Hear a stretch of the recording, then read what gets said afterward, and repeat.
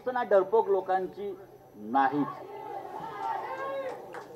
ज्यांना भीती वाटते आपल्या भाषेत शिवसेनेचे जे गांडू आहेत त्यांनी पळून जावं. आता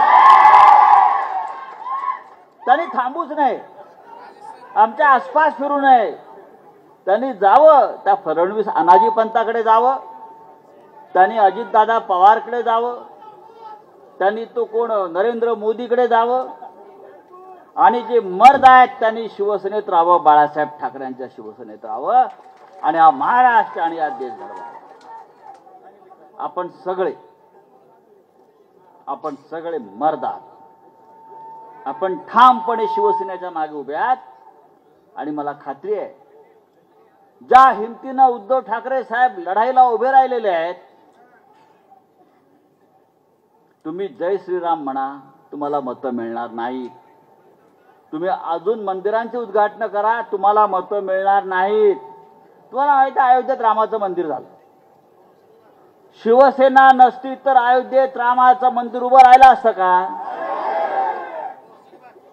शौर्य कोणी गाजवलं? कोणी केलं? शिवसेनेने केलं.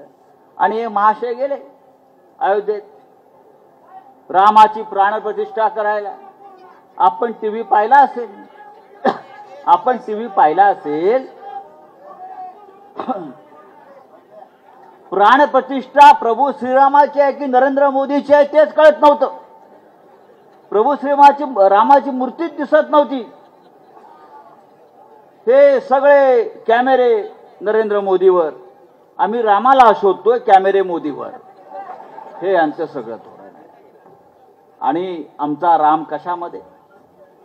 हा आमचा प्रभू श्रीराम मुख्यमंत्री पदावर बसून त्यांनी महाराष्ट्राची करोनाच्या काळात जी काळजी घेतली, एक कुटुंब प्रमुख म्हणून, आपला भाऊ म्हणून, आमचा मुलगा म्हणून, बरं का, सगळ्या नात्यानं कुटुंब प्रमुख म्हणून हा महाराष्ट्र उद्धवजीने वाचवला.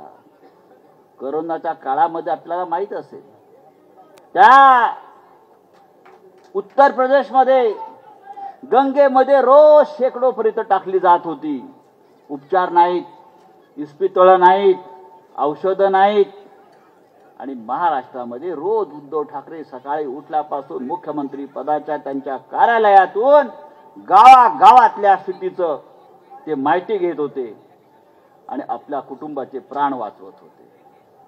आणि अशा या सत्यवान माणसाला, पवित्र माणसाला सोडून हे 40 गद्दार गेले आहेत. त्यांना जनता आणि देव सुद्धा माफ करणार नाही, लक्षात घ्या. मला खात्री आहे महाराष्ट्राची जाणीव ठेवेल. महाराष्ट्र बेईमान नाही. महाराष्ट्र छत्रपती शिवाजी महाराजांचा आहे. आणि छत्रपती शिवाजी महाराजांचं आपण नाव घेतो तेव्हा डॉक्टर बाबासाहेब आंबेडकरांचं संविधान या देशामध्ये आहे.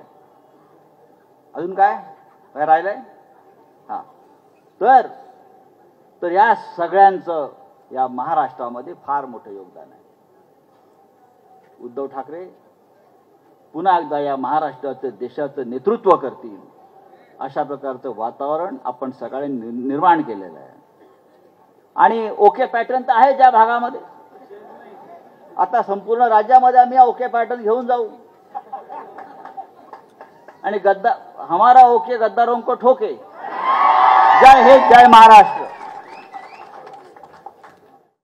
आपण बघतोय कळंबमधल्या सभेतून संजय राऊत यांनी भाजपवर जोरदार निशाणा साधलेला आहे. आम्ही रामाला शोधतोय, कॅमेरे मोदींवर होते असं म्हणत संजय राऊत यांनी मोदींवर आणि भाजपवर टीका केली. तुम्ही जय श्रीराम म्हणा, मतं मिळणार नसल्याचंही संजय राऊत म्हणाले. उत्तरेश्वर घोडके, सुब्राव जाधव, इक्बाल शेख, साजिद शेख, अरुण मुंडे, अर्जुन वाघमारे